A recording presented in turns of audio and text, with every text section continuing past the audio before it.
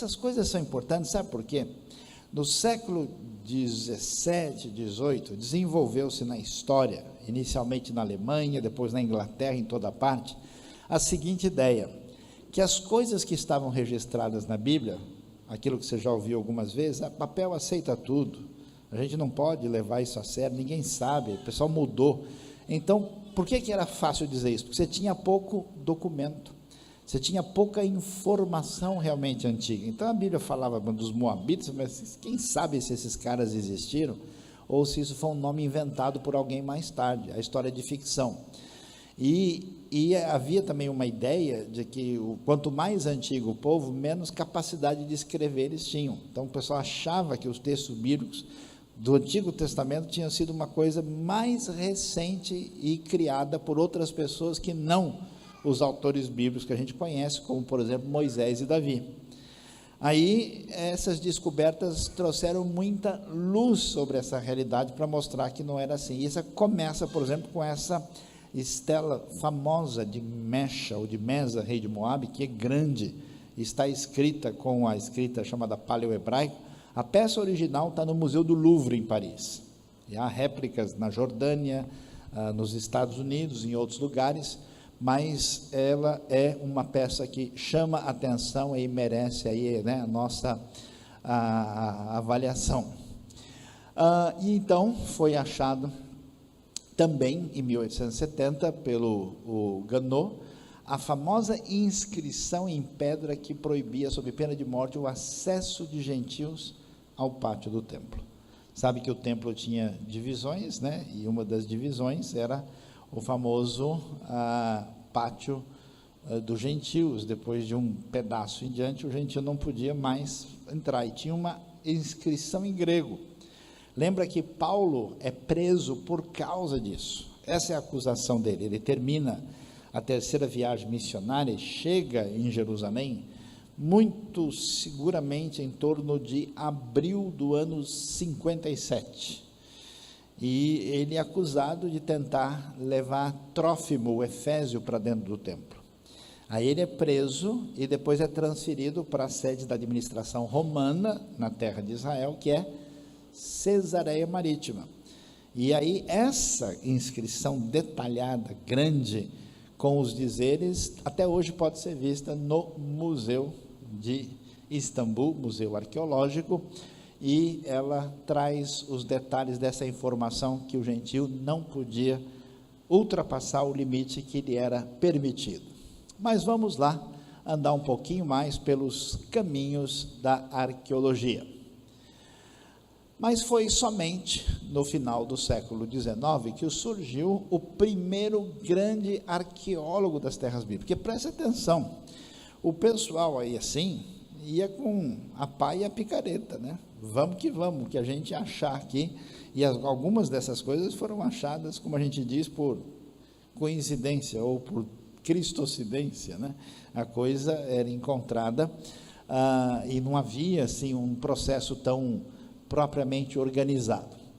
Foi o inglês Sir Flinders Petrie que tecnicamente, de fato, iniciou o que a gente pode chamar de uma postura mais técnica e organizada em termos de trabalho arqueológico nas terras bíblicas. Os outros até acharam algumas coisas, mas na verdade, esse pessoal não eram arqueólogos, eles eram assim, meio que achólogos, né? Eles tinham outro tipo de formação, e viram, sabiam que haviam coisas ali, mexeram, e até hoje a gente sabe que o que eles fizeram em termos de trabalho de escavação, ainda que tenha ajudado a achar algumas coisas, prejudicou bastante aquilo que tinha no próprio terreno ali. Mas o Flinders Petrie não, conhecido como um homem muito capaz, muito inteligente, perspicaz.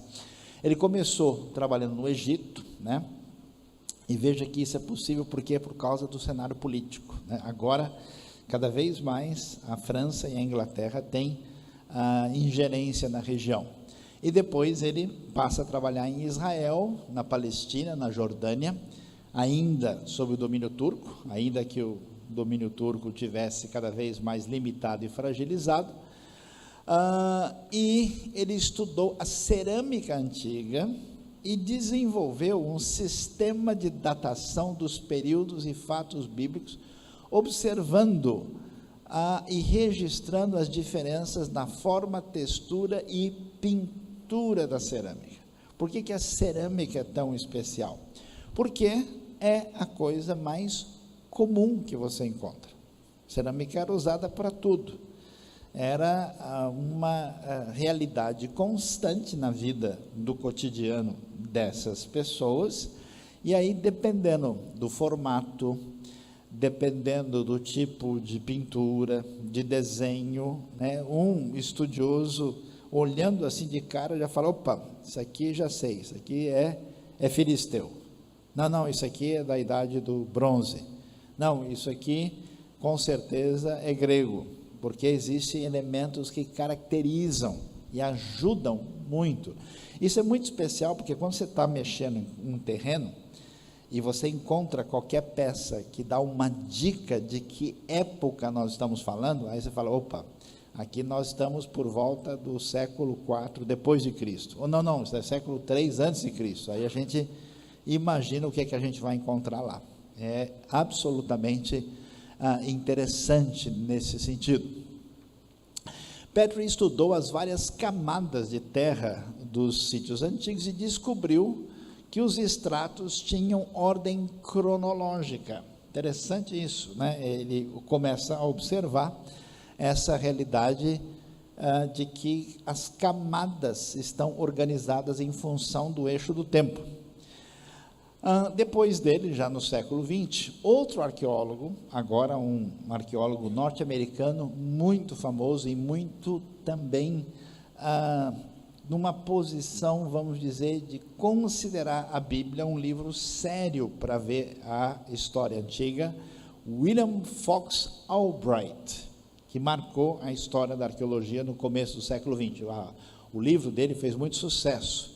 A obra foi importante, não somente por causa da perícia dele, do conhecimento que ele tinha, mas também por causa da sua atitude, que respeitava a Bíblia como um documento historicamente sério, que deveria ser avaliado dessa perspectiva. Porque a gente vai ver amanhã, nós vamos falar um pouquinho sobre arqueologia e interpretação do que é encontrado, e amanhã vamos ver principalmente quais são as principais descobertas da arqueologia bíblica que foi achado, e o seu valor e a sua importância para todos que estudam o assunto.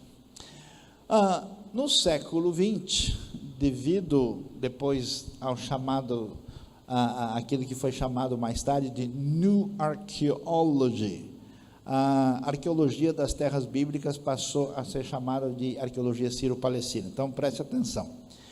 Os primeiros arqueólogos, particularmente o William Albright, ele dizia: não, a Bíblia é um livro valioso, que deve ser considerado. Então, vamos pegar a Bíblia, olhar, que é um documento antigo, e vamos ver. A Bíblia diz que havia um palácio de Davi em Jerusalém. Vamos ver se a gente acha. Aí o pessoal crítico do assunto falou: não, peraí, não pode fazer isso. A Bíblia é um livro religioso.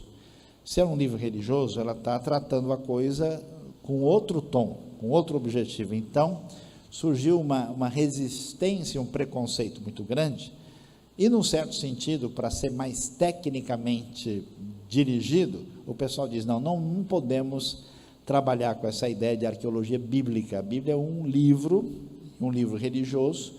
Então, para fazer parte da academia, tem que ser um negócio neutro. E eles passaram a chamar, então, nessa nova onda chamada New Archaeology, a nova arqueologia, aquilo que eles chamavam de arqueologia sírio-palestina, quer dizer, toda aquela região que envolve a área da Grande Síria, da antiga província turca e também britânica palestina, foi assim chamado. A ideia dessa nova perspectiva é que a arqueologia da região deveria ser percebida da perspectiva científica. A característica que a gente encontra lá no Oriente Próximo, né, com os seus chamados aluviões, e vamos falar já sobre isso, e os muito conhecidos tels, que é um fenômeno importante que é muito peculiar, especialmente em Israel e na região em volta. assim que a arqueologia da região precisava ser delimitada.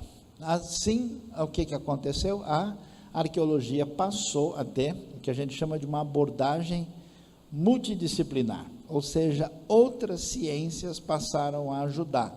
Então, importante ver o olhar dos arquitetos, dos antropólogos, dos geólogos, dos osteólogos que analisam, né, os diversos tipos de ossos, né? Eu me lembro, eu estava conversando com um arqueólogo em Israel há um ano atrás, e aí ele diz, em tal lugar eles começaram a escavar e descobriram vários ossos, e perceberam que ali havia muitos ossos de porcos.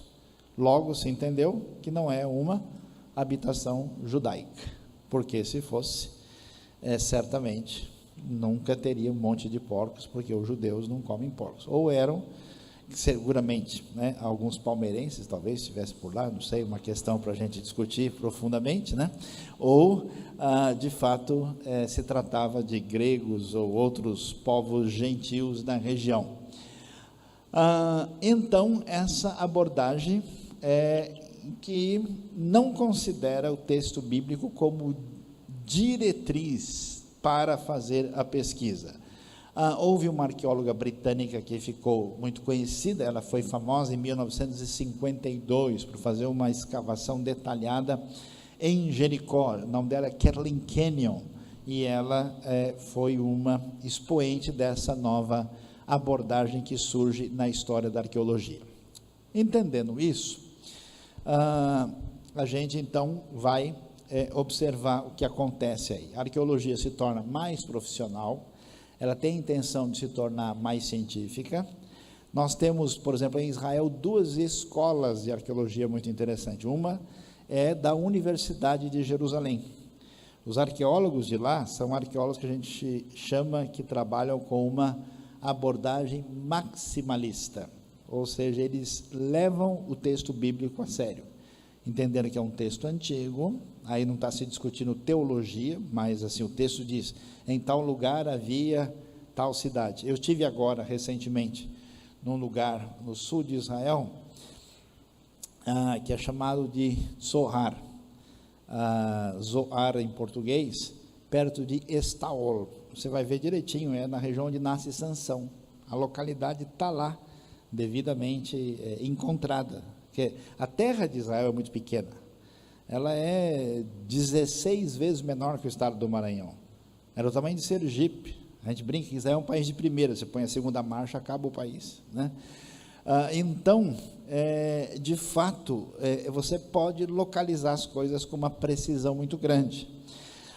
Então, diante disso, esses arqueólogos tratam o texto bíblico com respeito. Os de Tel Aviv, tem um estudioso muito famoso chamado Israel Finkelstein, é muito negativo, muito o que a gente chama minimalista, tratando o texto com preconceito e rejeição. Mas vamos lá.